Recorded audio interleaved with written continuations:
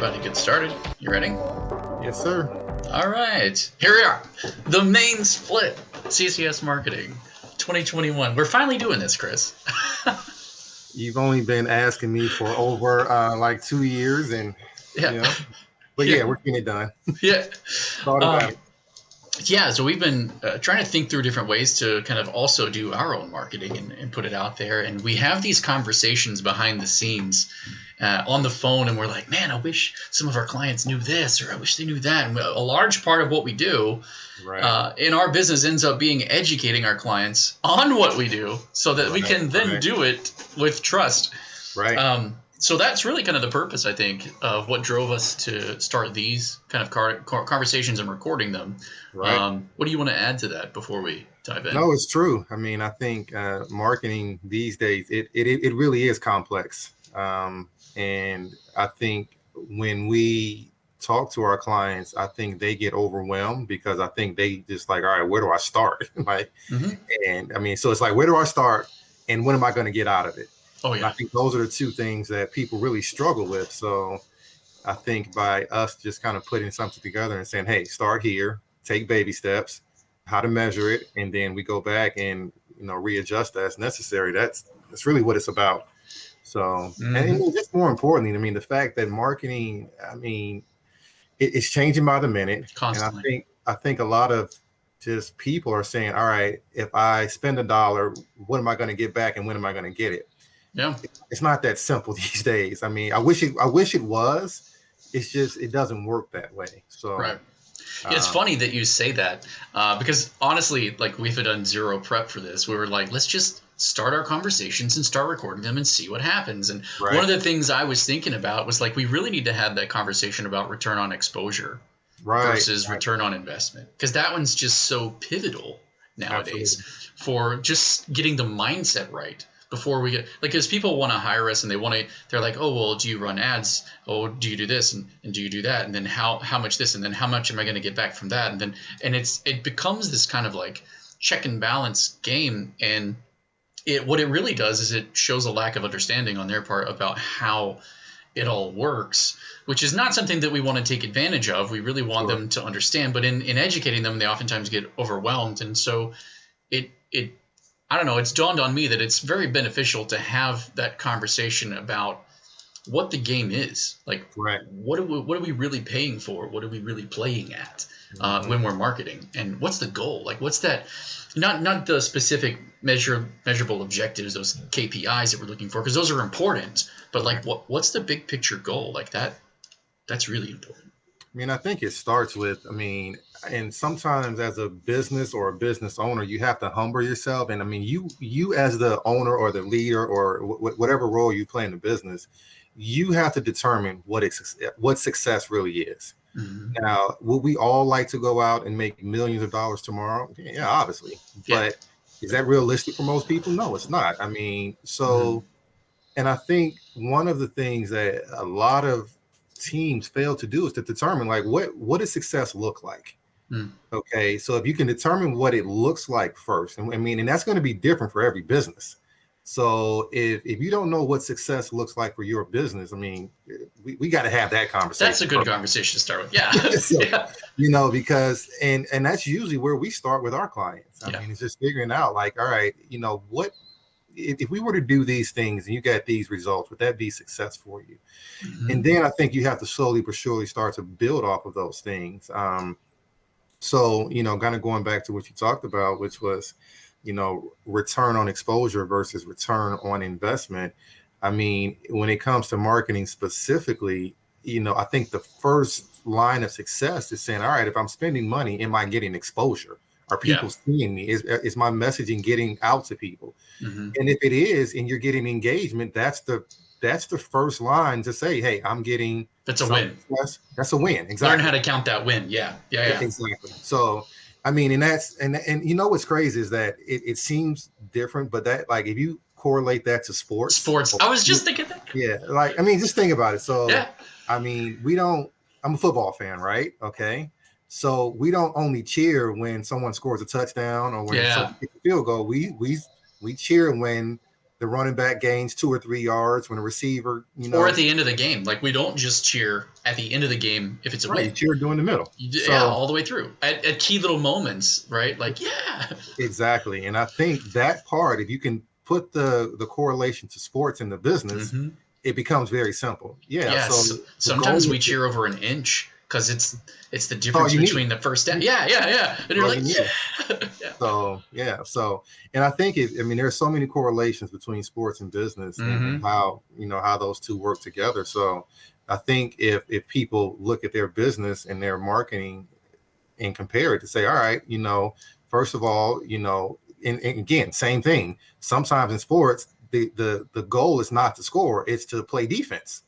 That can be, if you play defense very well, that can be very successful for you at that time. Yeah. So, and then you play for the next possession. So, with that being the case, same thing in business. Hey, what's our strategy? What does success look like? And, what does it look like short term, intermediate term, long term? And then what are the steps we're going to take to get there? And then we're going to cheer along the way. Right. So we're going to make sure that we get excited and not just for the touchdowns, but we're going to get excited about us moving the ball down the field and turning it over. And so I think that's a really good conversation to have with our clients, and maybe dive into a little bit, like, what are the specifics? Like, what is the correlation between, like, what this inch meant something here, it's worth cheering about. Like, I think a lot of business owners don't know when they get it, they don't know what those inches are. So, for example, one of our clients is a law firm, and they had a big event in their office. They opened up their office space, and they had a big event. The honorable mayor was there, and it was a big deal. And they immediately were getting Facebook extra follows on their page and stuff, because I was putting up content in their story. I was taking little video snippets. We did a live video for them. And while the live video didn't get 1 million views, the afterplay of it and the extra share and all the people who were there who kept tagging themselves in it, all that extra visibility and the metrics and just all the extra exposure that they got that you can't really even buy. You know what I mean? Like, that good exposure, that presence of mind, being.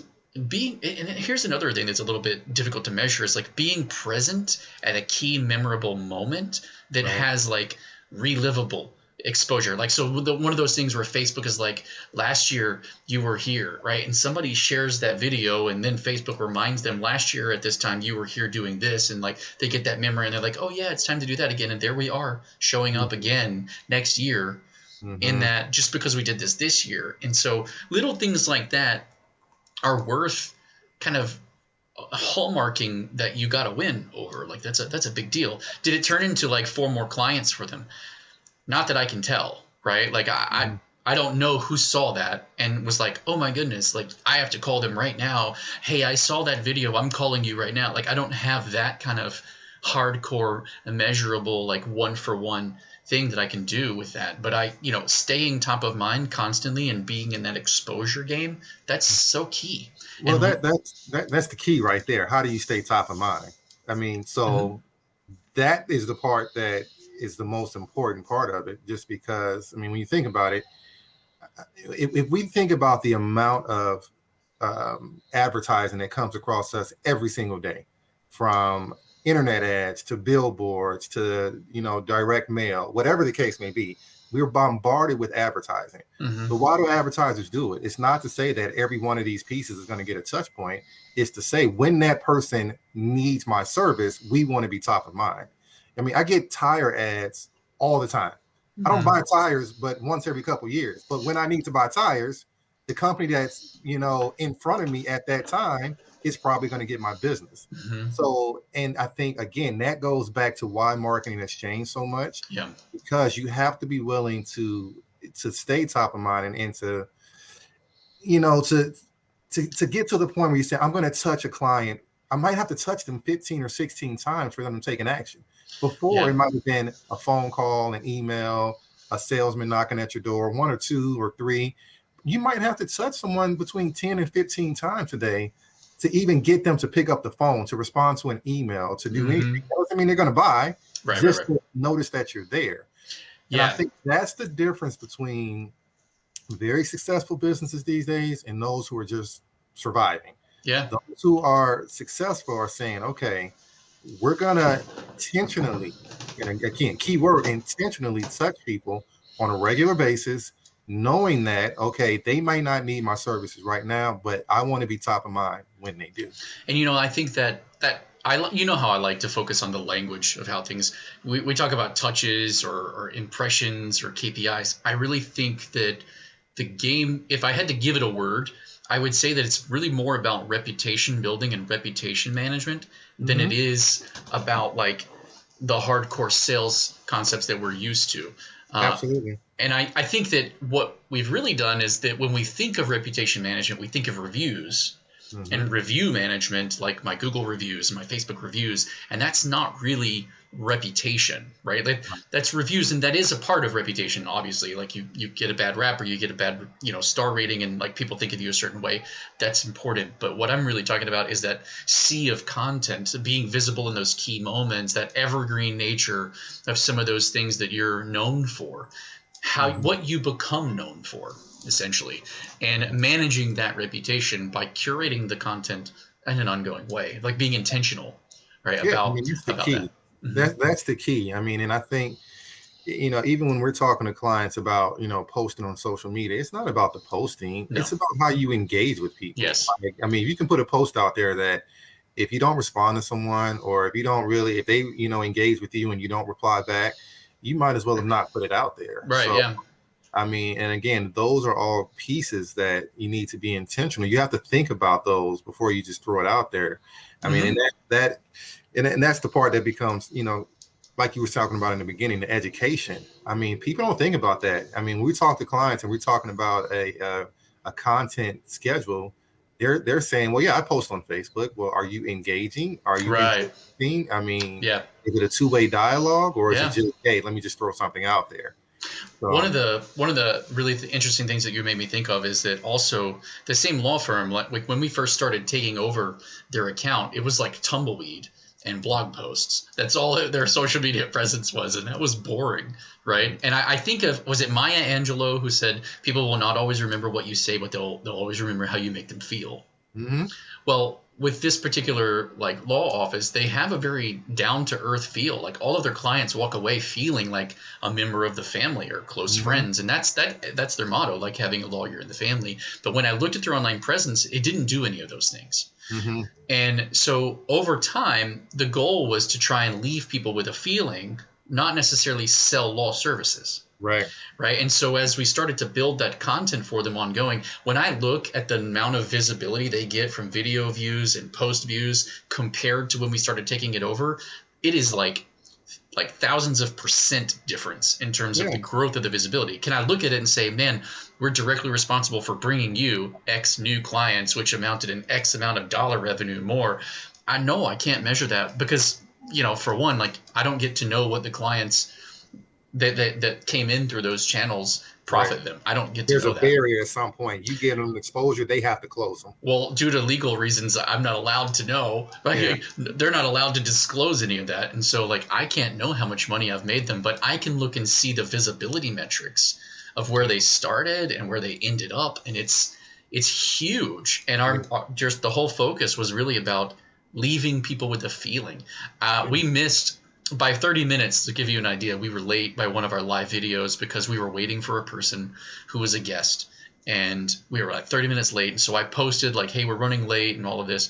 And people were messaging and be like, where are you? Where are you? Like, because they've started to come to expect the live videos, and they get a certain something out of their day for it. Like they get left with a feeling after seeing us make a fool of ourselves, or whatever it is that we do online, share some videos and talk about legal stuff in a hopefully non-boring way. But the idea is that really it's really about curating your brand's personality and leaving people in an ongoing way with an impression, and it kind of building your reputation in that way through focusing on exposure, not just focusing on return on investment. Well, just think about, I can give you just two, and these are easy for people to digest. So I'm gonna start with Starbucks. Okay. I'm not a big coffee drinker, I'll admit that. Yeah. But I can tell you, anytime you go to any Starbucks in this country, there is a line around the corner, down the street. Yeah. Why is it? It's because of, Starbucks has built this cult-like following, not because they have the best coffee, when I'm told. I don't know. No, But it's I because actually of, hate their coffee. Starbucks is cool, to Right. have your Starbucks. They've created that culture. I mean, Mm-hmm. what I'm told is that Dunkin' Donuts has better coffee, than, I love but Dunkin' Donuts coffee. but Starbucks has built the brand of, hey, it's cool to drink our coffee. Right. Another one, let's just use McDonald's, for example. Okay. I mean, McDonald's does not have the best hamburgers by any means. By any means. Not even close, dude. But what they give you a feeling of is convenience, and that's what they sell. I mean, they own the best real estate in the country, in the world, and they sell you on convenience. So, I think you just have to find your space in the market that you're in, whether you're selling coffee, whether you're selling hamburgers, whether you're selling legal services, and own that space. Yeah. Just be the best in that space. So, and if you're the best in that space, you have a product that people want, you will sell that product, and in some cases, don't try to be something you're not. McDonald's doesn't try to be a gourmet, $25, hamburger. That's not what they are. They're not trying to be that. They're trying to be a convenient get in, get out. If I want a gourmet hamburger, I go someplace else. So, understand the space you're in. And if you own that space, I mean, you increase your chances of success, I mean, tremendously. And that's the same thing in the online space, And that's the beauty about the digital age we live in. I mean, we can target our audience, our prospective audience down. I mean, oh my goodness, to the age, gender, income. I mean, we can do all of that. Yep. Versus before, we couldn't do that. So what does that do? It allows us to narrow in our marketing efforts and dollars on the clients or the market that we want to have a conversation with. So and if we do that successfully, my goodness, I mean, the sky's the limit now. I mean, and you can be a small 1-2 man shop that now can dominate the market if you find your niche. And so for people who are listening, I want to give them maybe a takeaway or a wrap up. So I want to tell a quick story and then ask you a question as a follow up and see where we go with that. So Crystal, my wife, obviously she's an author, and she has decided to let me start helping her with her marketing. She's decided to do kind of some of the things that I'm like, hey, you got to do this. Whereas before she would sit and think, I don't know. Now she was like, I'll just do it. So the other day there was this new launch of something called Amazon Vela. This will date the video. So however long in the future people may be watching it, this will give you an idea of when it was released. But it's brand new. And she was one of the beta for it. So I was like, if nobody knows about this, you do a video on what it is. You're going to be one of the people this is one of those, what I was talking about, creating memorable moments. Like you're going to be at the front of people who are helping other people discover this. And that's not the same as them reading your stories and buying your books, but it's putting you out there, building reputation and getting you visibility. Well, she did it thinking like, okay, I'll just do it and make the video. And immediately she got shares from all of these leading publication people that she's been networking with and big name authors who are sharing her video to all of their followers. And like, how many books did it sell? Like, I don't know, because like the program has launched with this free offer and a whole bunch of stuff where they're giving a bunch of stuff away. So has it resulted in a windfall of money? No, but it resulted in this massive explosion in her visibility and credibility by being boosted by these other big name people. And that's the thing that you can't pay other people to do for you. Right?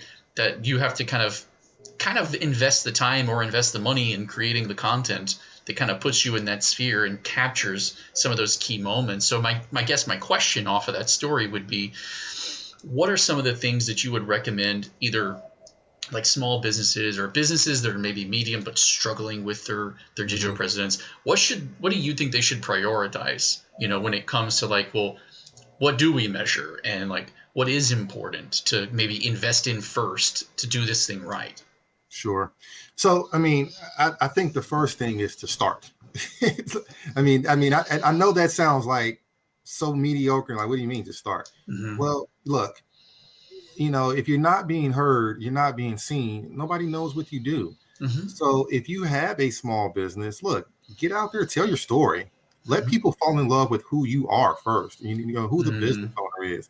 And the reason why I say that is because in most cases, I mean, unless we're inventing the next social media platform or something that's not out there already, most everything has already been invented. Right, Okay. a lot of ways. Yeah. So, all right. So if I have a product or a service that somebody else already has, what makes me different?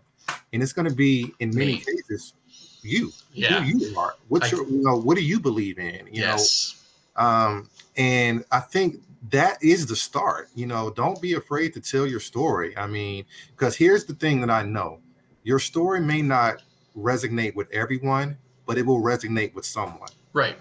And that part becomes so important because you never know who that someone is and how they may be able to help you get your story out there to someone else. And you honestly probably couldn't do business with everyone anyway if And you you did know what? impress them.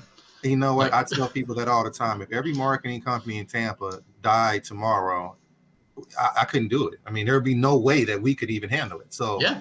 and that's actually a good thing. Mm-hmm. So with that being the case, I mean, the first thing I tell people, start, do something. I mean, and we did a call a couple of weeks ago, and this lady was telling us all the legwork she had done. I mean, she was telling us all the infrastructure, all these things she had done, but she had not put her message out there to one person just Wow. because she was like, okay, I got to do all these things first. No, you don't. Mm-hmm. Because here's the thing, is sometimes you have to build the airplane while you're flying. And I know that sounds crazy, but no, I get it. Yeah. I mean, you have to be willing to jump out there and build That's it while funny. you're flying. And I mean, yeah, I mean, I know you're worried about it crashing, as we should, but that's business. Sometimes you have to, put your wings on, put your rudder on, put your landing gears on. Yeah. Sometimes you have to do that while you're in flight. You got to paddle, navigate, and bail water. all at the same time. And the key is that the goal of doing all of that is to stay afloat, stay in the air, but obviously you want to be able to grow and fly higher. So that would be the first thing. And the second thing is to really, understand, do as much homework and as much research on your target audience as you can. Mm-hmm. And the reason why I say that is regardless of what your product or service is, everybody is not your ideal client. I mean, and that was a mistake, honestly, that we made in business when we were first starting. It was like, all I saw was $1 coming in. If I saw $1 coming in, I would take it. Mm-hmm. Until I realized, sometimes that dollar coming in was costing me $2 or $3. Mm-hmm. So I think when you're first getting started, you get excited. You start to see sales coming in. But as you start to see those sales coming in, the biggest thing that you can do is to try to find some commonalities amongst the people who are spending money with you. Are they women? Are they men? Are they kids? Are they buying online? Are they buying in a retail shop? Yeah. And what you do is you start to group your clients, because as you start to group your clients, now you can start to have your messaging targeted to those clients. Mm-hmm. Okay. So if you, for example, let's say you have a cake shop and you're selling cakes online, and you're selling it to moms who are, buying cakes for their kids' birthdays. Now what we know is our messaging should be to moms who are buying cakes for their kids' birthdays. Yeah, good example as a follow-up to that is the martial arts dojo that we work with. They want the kids, but they want the parents too. It's usually the kids are going through the program, but when the kids come in the door, they get down on a knee and they get eye level with the kids and they talk to the kids. Mm-hmm. But if they treated those people coming in like we try to treat people online, then when a grown man comes in and he's like, yeah, I'm looking for martial arts, we would get down on one knee and look up to him and be like, so little man, what are you in for today? And like, he's out, he's gone. You can't talk to them all the same. Like, and it becomes obvious when we think of it that way, but you're absolutely right. You kind of have to find who that key person or customer or client is, and look at them inside and out, like how to duplicate them. What are they interested in? What else are they buying? Do they like Rolexes? Are they the purchaser? Like what color is their favorite color? I mean, everything that seems like it might not be important in some way is. And who else do they know? I mean, because if you're selling again the cake to the mom who has a kid and for the birthday soccer. Yeah, I'm guaranteed they're probably hanging out with other moms who have kids, so now those become those warm leads that we all want. We don't have to sell them. They're being referred to us by someone who had a good experience with us. So the more we can find out about our ideal client, and that's something that talk to them when we post. And the biggest thing about these things can be free. These aren't things that you necessarily have to pay for. These are just asking questions. Hey, how did you find us? Hey, Mm-hmm. did you have, what made you do business with it? What made you come back? I mean, and sometimes people will tell you, sometimes they won't, but just think about it like this. If just as easy as it is for someone to go out of their way to leave you a bad review on Google or Facebook, it's just as easy for someone to leave you a good review. So if someone goes out of their way to talk about, oh my God, your cakes were awesome, Strike let while the iron's hot. Yes. yes, Follow up on that. let's follow up. I Mm-hmm. mean, that's free. It doesn't Mm-hmm. cost anything. You don't have to hire anyone to do that. Yeah. So, and I mean, I think those are two simple things. Mm-hmm. Get the messaging out there first, and let's, as you start to make sales, continue to study and find your ideal client, and let's know as much as we can about them. Let's figure out as much as we can about them and their buying habits and what made them spend money. Now, when we go to market to actually spend some money on marketing or advertising, we don't have a shotgun approach now. Now, Mm-hmm. what we have is a narrow, focused, targeted approach where we can say, all right, Yep. this is what we know. These are the people that spend money with us. Mm-hmm. Let's go talk directly to them. Now, that doesn't exclude other people, but if you look Right. at any business, I don't care what business it is, every business has an ideal customer. Every Yes. business has They should. Yeah.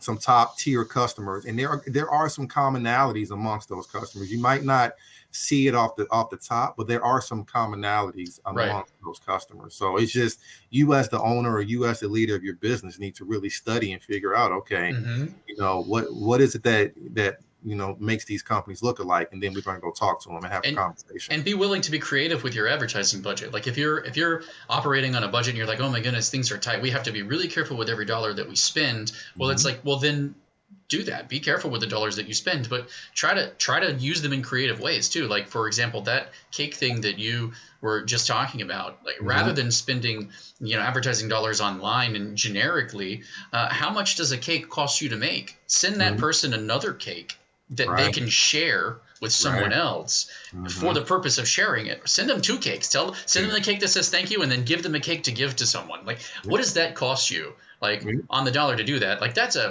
brilliant. That'd be brilliant advertising, right? Well, But that's what happened with me. So this was before me. I'm not going to say before Amazon got big, but I was an eBay person. I would always go on eBay and buy everything. So one time I bought a shaver off Amazon, and I decided I didn't want is that what happened to your hair?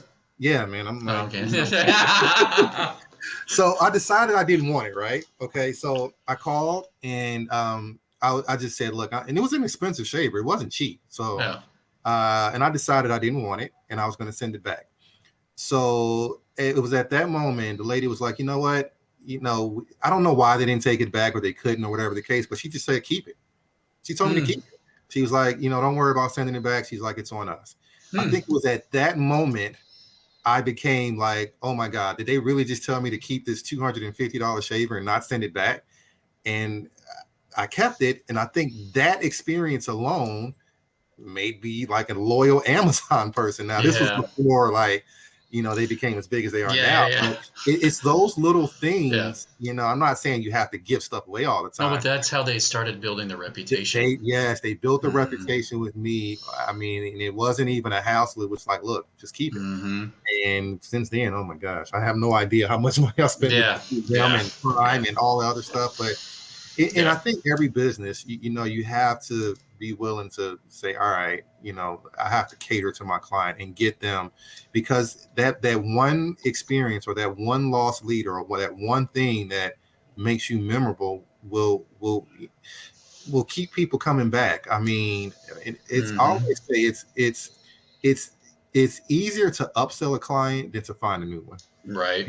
Upselling somebody who already knows you, already is doing business with you, already trusts you, is so much easier than finding new ones. Oh yeah. So if you can find a client and you continue to service them and you can upsell them on new services, my goodness. I mean, it just makes it. Now what happens is beyond just what they're spending with you, they become your sales force. They're the ones out telling other people in their organization to use your business. They're the ones saying, hey, if I leave this company and I go to this company, I'm going to take you with me. So if you create that environment, I mean, it can just become so like an organic fireball for your business. You just have to be willing to, put yourself out there and tell your story and create that experience for your clients. Very good. See, this is why I knew we should record these conversations. We always get ranting on something that just ends up being like, I wish a lot of people knew these things that we're willing to give to them.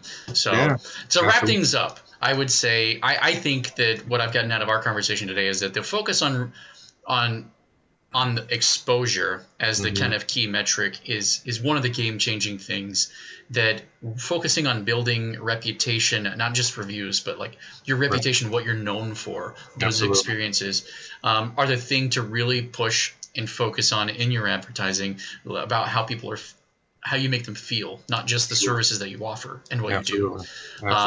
And then, of course, I think that one of the key values that I really appreciate the sports analogy, which is like learning how to celebrate the small moments, not just the win at the end, right? And because that's huge. That's really, really huge when you think about it in terms of business. And then I guess there was there was one more thing. Engagement. Yeah. Focusing on driving engagement with your content and just your experiences, taking the experiences of a person being a customer and it being a transaction to another level, where it's an engagement opportunity. And of course, if you're on a budget and you're looking to spend your budget very tightly and get something for it, like you can't miss when you're making a customer who's already happier. And they're willing to talk about you. So did I miss anything in the wrap up? No, you got it all. I think this is enough just for people to think about how to get started. Yeah, cool. Because these are simple. And, I told people, like, jokingly but seriously, my word for 2021 was digestible, meaning that, give people enough where they can digest it, but it's not overindulging where you're like, oh God, what am I going to do now? Does that make us the probiotics of marketing? Is that what? Yeah. Probiotic, prebiotic, whichever end of it you want to be on. It's fine. But I mean, I really like the word digestible, just because, look, give people just enough where they can understand it, where they feel like, okay, I can go do something with this. Because just me being honest, there's many cases where I listen to someone, they throw so much at you, you're like, what do I do? You get stuck. Like, what am I going to do? It all sounds good, but you don't know where to go from there. Exactly. I mean, and that's, that's kind of why, like, I hate motivational speakers, because I feel like they pump you up with helium, and then as soon as you walk out of the room, you deflate. Like, like, oh man, I was so hyped, but where does it go? Where do I go from here? Like, what do I do? They make it sound so easy, but it's like, no, it's not easy. It can be simple, but it's not easy. Right. But no, I mean, I think good distinction there. Yeah. Just getting started. I mean, do something. Engagement, activity, doing something is better than nothing. So for sure. And my word for the year, I think, was connection. And so I guess my hope in this is that we're helping other people make connections to either thoughts or ideas, or ways to do things better for themselves, or if they need somebody, reach out to someone. Like, we're available. Reach out to us. But any of them that we're not, take the things that we're talking about and make sure that the people that you work with are familiar and know about them, because they matter. It's crazy how much stuff we actually give away for free. Like, we really do give away a lot of good information for free. Yeah.